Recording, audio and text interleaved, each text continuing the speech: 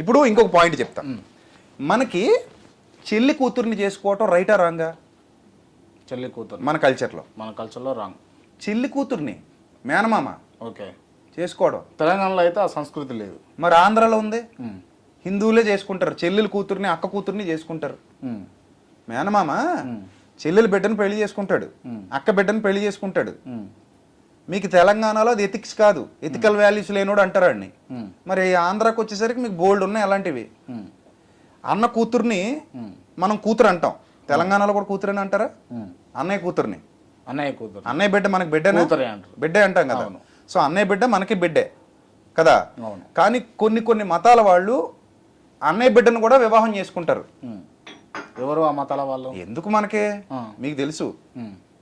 So వాళ్ళ ethical values అలా ఉన్నాయి. అంటే ఇప్పుడు ఎథిక్స్ అనేవి వాళ్ళ బిలీఫ్ సిస్టంలో సృష్టించుకుంటూ పోయేవే తప్ప ఇదే ఎథిక్ అనడానికి మనకు మనసులో ముద్ర పడిపోతేనే అది ఎథికల్ వాల్యూగా కనపడుతుంది అక్కడ. అంటే ఈ పెళ్లిళ్ళ ప్రమాణం ఆదాము అవ్వలకు పుట్టిన సంతతి వాళ్ళు పెళ్లిళ్ళు చేసుకుని పెళ్లిళ్ళు చేసుకున్నందుకే